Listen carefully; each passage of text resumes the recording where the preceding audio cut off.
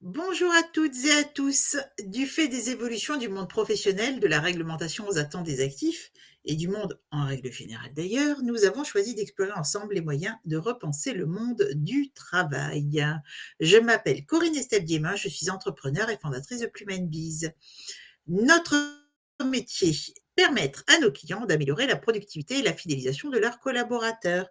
Et tous les jours, nous accompagnons des dirigeants, des directeurs et des RH dans leurs enjeux en termes de ressources humaines, de RSE ou encore de communication interne et de marque employeur.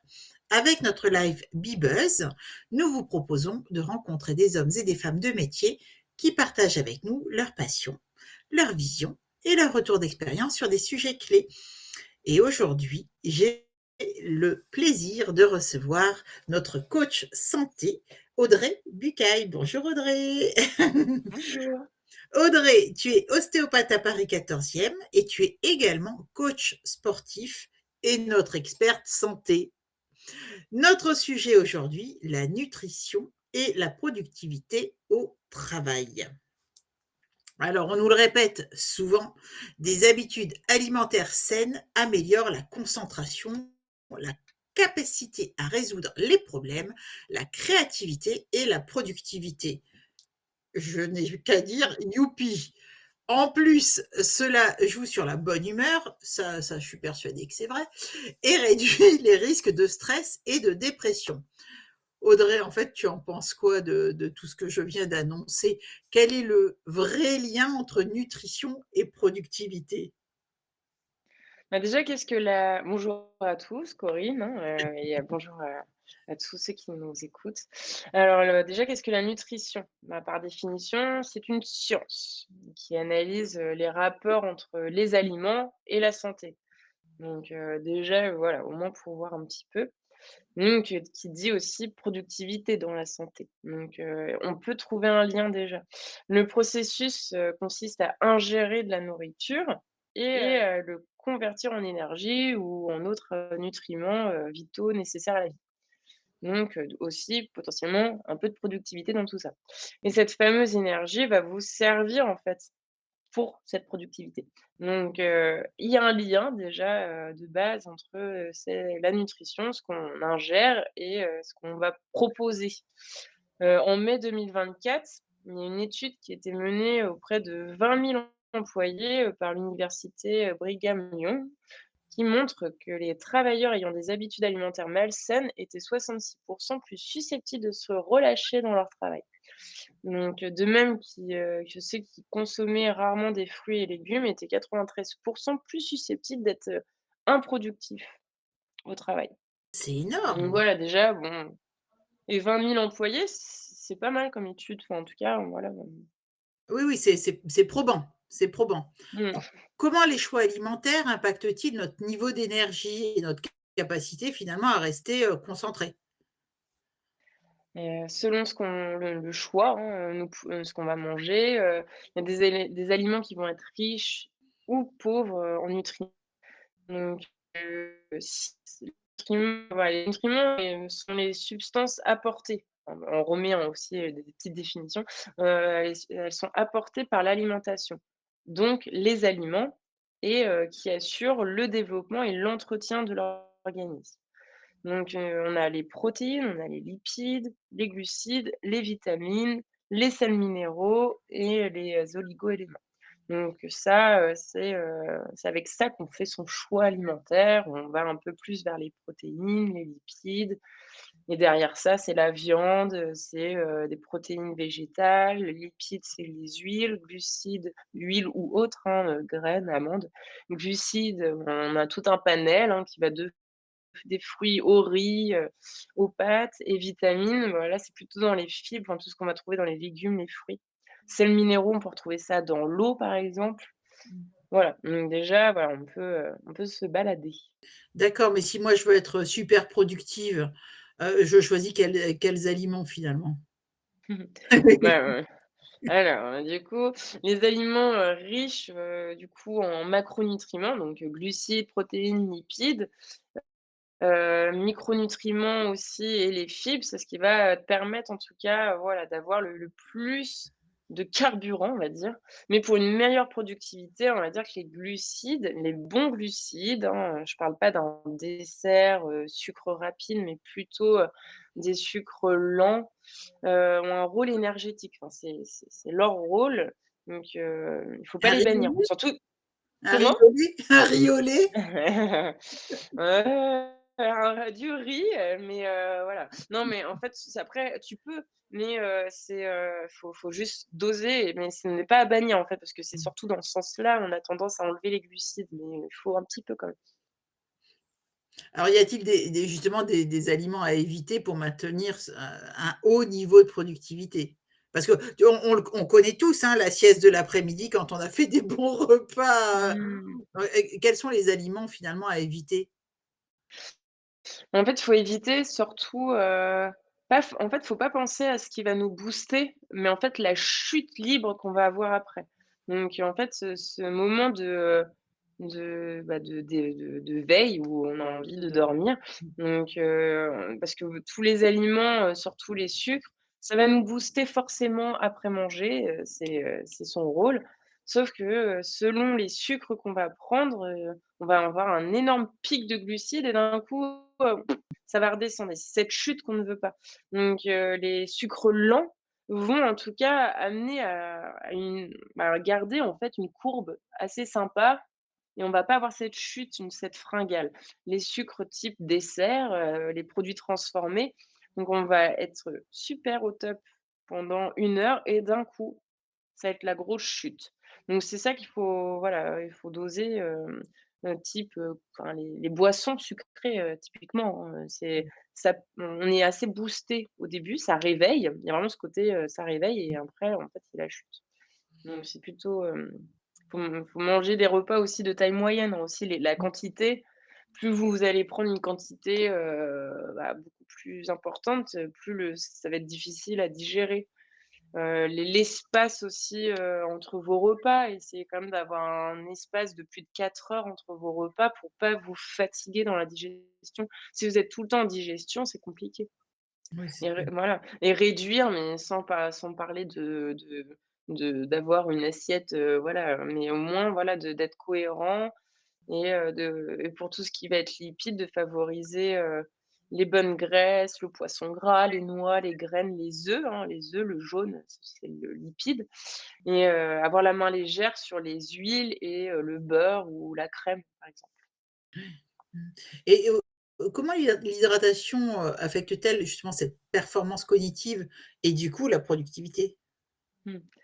Tout dépend, l'eau qu'on boit, hein, mais en tout cas, pour faire facile, il y a plusieurs études qui ont montré qu'un niveau bas en eau peut créer une dysfonction, au niveau des cellules, cérébrales. Donc le cerveau, des adultes déshydratés montre des signes, d'activation neuronale accrue lors de l'exécution de tâches cognitives, en engageantes, ce qui indique, en fait, que le cerveau, en fait, travaille plus fort que la normale Mmh. pour accomplir la tâche. Donc ça, c'est une étude de 2010. Mais en fait, c'est vraiment, quand le cerveau est déshydraté, ben, en fait, il y a une lutte. Le cerveau, en fait, il se fatigue beaucoup plus. Donc et le cerveau a une teneur en eau, assez importante.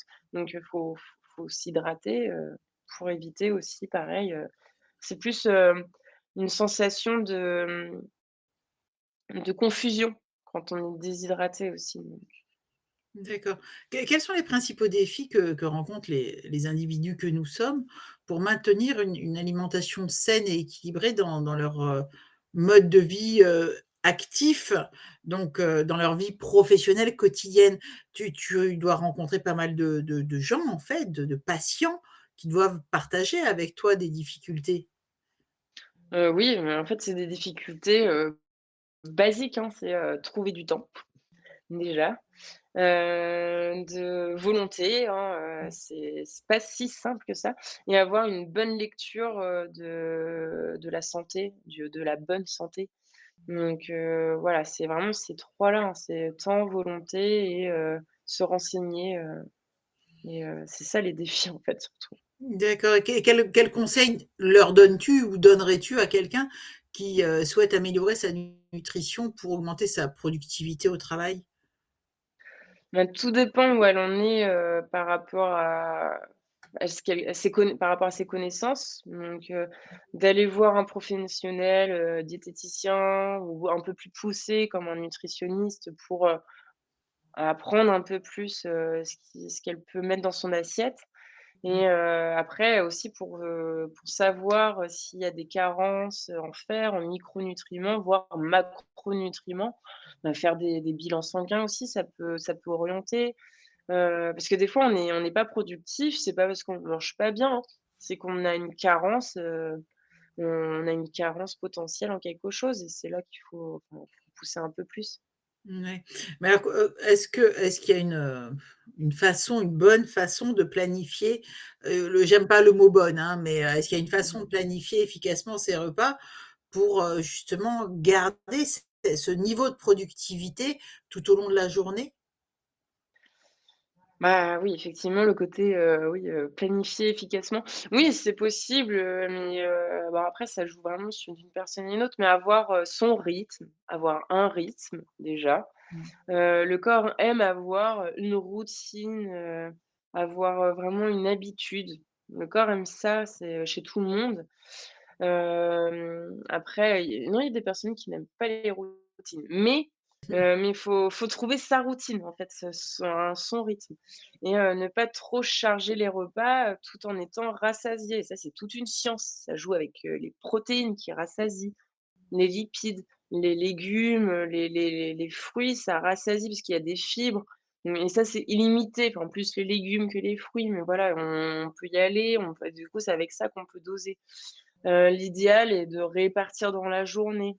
Attention au jeûne, voire jeûne intermittent, de temps en temps, mais après bon, après c'est toujours pareil, c'est une croyance aussi. Si ça vous fait du bien, tant mieux. Si vous n'avez pas de problème de santé à côté, ça peut être efficace. Après il existe, enfin le petit déjeuner, le déjeuner et le dîner. Déjeuner, c'est on enlève le jeûne, déjeuner. Donc, il y a le petit déjeuner, donc on prend un petit déjeuner, on enlève ce jeûne, par, voilà, des premiers nutriments dans la journée qui sont super importants, hein. Quand on n'a pas mangé depuis, 9 heures, il faut être astucieux sur les premiers nutriments qu'on va mettre dans notre journée. C'est pour ça que d'enlever totalement les glucides en début de journée, ça peut être, une petite erreur, ça dépend ce qu'on fait dans la journée. Des protéines, bah, c'est intéressant, ça veut dire que vous allez être calé, jusqu'au déjeuner. Donc, et au dîner, c'est ça veut dire, petit enfin voilà, on y va tranquille le soir. C'est pour une meilleure digestion la nuit quand même. Vous allez plus rien faire normalement la nuit, à part dormir, donc Oui, normalement, en effet.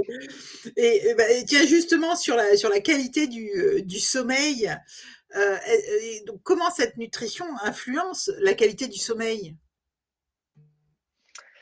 Oui, ben, en tout cas, ça peut, en fait, influencer, sur, bah, ce qu'on mange le soir, les glucides, ça par exemple, si on charge beaucoup en glucides le soir, en fait, il y a de l'énergie, c'est notre carburant. Donc en final, ça veut dire qu'on donne de l'énergie, mais pour, en fait, aller dormir. Donc c'est plus cohérent. Mis à part si on aime faire son sport le soir ou faire sa marche, d'1 heure, après le repas du soir, pourquoi pas? Mais il faut savoir doser, et plus les aliments sont sucrés et gras, plus l'organisme va mettre du temps à les digérer. Donc, on a le temps la nuit de digérer, mais si on a des difficultés dans la digestion, ça peut être désagréable et du coup le sommeil il est pas réparateur. Les excitants sont à éviter le soir, pour les personnes anxieuses, insomniaques. Personnellement, je prends un café, ça va rien me faire, je dors, comme un bébé. Mais, pour d'autres personnes, qui sont stressées, bah, non, au contraire, il faut calmer le corps, enfin, ne pas manger assez d'aliments, riches en riche en nutriments peut affecter aussi la qualité de sommeil.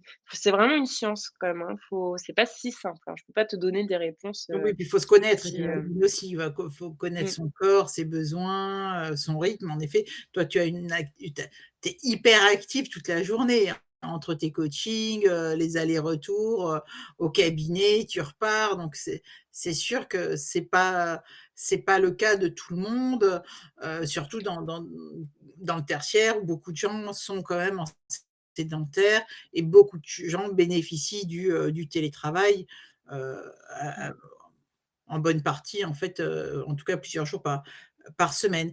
Et quels sont les signes qui indiquent que notre alimentation va affecter négativement notre, productivité ou notre activité professionnelle? Moi, c'est des signes physiques, la somnolence, hein, de Mmh. s'endormir, tout simplement ou vraiment, va être vraiment à une batterie assez faible. L'envie, d'un coup, une fringale en fait, peut aussi, être un signe, hein. Et le manque d'attention. Donc enfin, ce que je disais tout à l'heure, un peu cette confusion ou ne pas retenir, ce qu'on vient de dire. Il y a, bah, je sais pas, il y a une réunion, pendant 1 heure, au final, le call est terminé, il ne se passe plus rien. Mais là, là, c'est vraiment, ça peut en tout cas, être des signes, que l'alimentation est pas forcément, peut-être adaptée, Oui, puis je pense qu'aussi sur en fonction du type d'activité, je pense qu'il y a une sacrée différence aussi, dans les besoins ah nutritionnels, mais clairement, hein, voilà, clairement. c'est ce que l'on dit Des précédemment, hein. des sportifs, des sportifs peuvent, se blesser en n'ayant pas les bons nutriments au bon moment, hein. Le marathon, c'est toute une science, hein, entre avant le marathon, pendant et après. Si tu écoutes vraiment tout ce qu'il faut manger, au bon moment, tu es limite avec une note sur ta main pour être sûr de pas te tromper. Après, faut doser, hein, si ton Mmh. corps, il est intelligent, plus tu expérimentes aussi, mieux c'est. Mais oui, c'est selon les activités, effectivement, tu Mmh. as pas besoin de la même chose. Ouais, mais c'est parce que j'ai pas les notes que je peux pas faire les marathons. Dis-moi, comment les entreprises, bon, déjà tu dois toi le vivre dans ton quotidien parce que tu accompagnes aussi des entreprises. Comment les entreprises peuvent-elles encourager une culture de bien-être et de nutrition saine, pour leurs employés? Notamment évidemment parce que les entreprises visent une productivité, heu, optimale, mais on voit Mmh. très souvent dans les entreprises, ben, des habitudes pas forcément, je dirais bonnes, petit déjeuner, viennoiserie, enfin tous ces trucs-là, c'est super bon et puis ça sent super bon, donc de toute façon c'est chouette et puis c'est convivial et cetera. Mais comment est-ce que les entreprises et les organisations peuvent encourager finalement, une meilleure, attitude nutritionnelle? Avoir un potentiel enfin, potentiellement avoir un carnet d'adresses avec des nutritionnistes, ça peut être intéressant, par exemple. Moi comme ça, voilà, l'entreprise propose, si, les personnes ont besoin ou sont curieux tout simplement. Au moins il y a voilà, c'est un carnet d'adresses comme un autre et proposer après des masterclass sur le sujet, ça peut être intéressant, c'est votre santé et du coup, qui dit santé dit meilleure productivité après donc ça peut vraiment être intégré, et des team building orientés santé, sport, nutrition, en général, ça marche bien en plus, enfin, ça permet aussi une meilleure cohésion donc c'est pas juste on parle de la santé, du sport, enfin, c'est pas, que le côté bien-être mais ça ramène aussi, à une meilleure productivité, donc de meilleurs chiffres d'affaires potentiellement. Enfin voilà, ça peut intéresser tout le monde. Mmh. Donc après, il est important, bah, aussi, de vérifier, qu'il y a bien de l'eau, gratuite et facile d'accès, à chaque étage, et pas des machines, à distribuer où il y a, que du coca. Enfin, en fait, ça devrait même pas exister. Donc après non mais ouais, mais après les plus difficiles, dans les métiers de distribution, alors que les employés ont autant besoin de boire, mais tu vois, il y a des métiers, physiques où ça va être compliqué, de boire parce que, on n'a pas le droit d'avoir la bouteille posée là, les clients peuvent voir, cette bouteille, enfin donc voilà, ça peut être compliqué, mais ça devrait pas. Enfin, ça on devrait avoir des systèmes, plus ou moins discrets, esthétiques pour pouvoir boire quand on a envie de boire, quoi. Mmh. Merci beaucoup Audrey, hein. Et alors pour finir, quels sont les pièges les plus courants à éviter lorsqu'on essaie d'améliorer finalement sa nutrition pour, améliorer sa productivité aussi? Bah, c'est plutôt une question de dosage. Parce que là, tout à l'heure, je vous ai parlé du sucre, que c'était, par exemple, un bon carburant. Bah, c'est de pas non plus trop en prendre, quoi. Parce qu'en fait, on va se retrouver, à vraiment avoir le corps qui ne comprend pas ce qui se passe. On est au-dessus de ce qu'on a l'habitude déjà. Donc c'est une question de dosage déjà, après il y a certaines boissons marketing qui utilisent le côté booster d'énergie pour être Mmh. vendues, mais la quantité de sucre est bien trop élevée encore et ça peut voilà, ça peut créer un regain d'énergie. Ça, on ne dit pas le contraire. En termes de productivité, si, toutes les heures vous prenez, une canette, Coca ou autre, toutes les heures, bah, en final, cette fringale, elle descend enfin, en fait, il y a ce pic qui ne revient enfin, cette descente, en fait, à chaque fois, elle est régulée par de nouveau. Sauf qu'en fait, au bout d'un moment, vous êtes addict et il y a plus cette, en fait, serez toujours obligé de prendre ce carburant-là. C'est pas le but. C'est de pouvoir réguler aussi, d'être autonome et de pas à chaque fois, remettre, du sucre pour que la machine fonctionne. Faut pouvoir doser et après oui, les excitants, par exemple, comme le café, le thé, hein, c'est un excitant aussi. Enfin, il faut doser 3 cafés par jour, ça suffit largement, parce que c'est en fait, à côté, c'est acide, c'est pas juste c'est un excitant, il y a d'autres choses derrière le café. C'est assez acide pour l'organisme, donc si on est sujet au stress, qu'on a des tendances à l'inflammation, gastrite ou autre, potentiellement, voilà, faut savoir doser. Si on est fumeur, on a tendance généralement à prendre un café en même temps et bien, c'est pareil, en fait, on continue, en fait, d'abîmer, en fait, le tuyau sans s'en rendre compte, hein, mais déjà qu'il y a un des 2 tuyaux qui est, abîmé par le tabac et ben, on s'occupe de l'autre tuyau avec le café. Donc en fait, voilà, ça peut créer vraiment des dysfonctions, enfin, on augmente, en fait. Donc faut modérer et jamais l'excès. En gros, voilà. J'aime bien l'image. C'était très, très clair en tout Mais cas c'est pour pour moi, faire c'était simple, très, très oui. clair. Merci beaucoup Audrey, merci pour cet échange. Merci pour tous les conseils que tu as pu, nous donner, à nos auditeurs, à nos participants. Merci à chacun d'entre vous. Retrouvez les replays, les différents replays avec Audrey et on en a un certain nombre sur notre chaîne YouTube. Vous pouvez, retrouver également ces replays sur le site internet de Plume Biz dans la partie blog. Vous avez sur la chaîne YouTube également de nombreux autres invités que vous pouvez retrouver, en regardant les replays. Merci à tous. Je vous souhaite une bonne continuation. Prenez soin de vous et on retrouve Audrey très bientôt. Merci encore. Bye.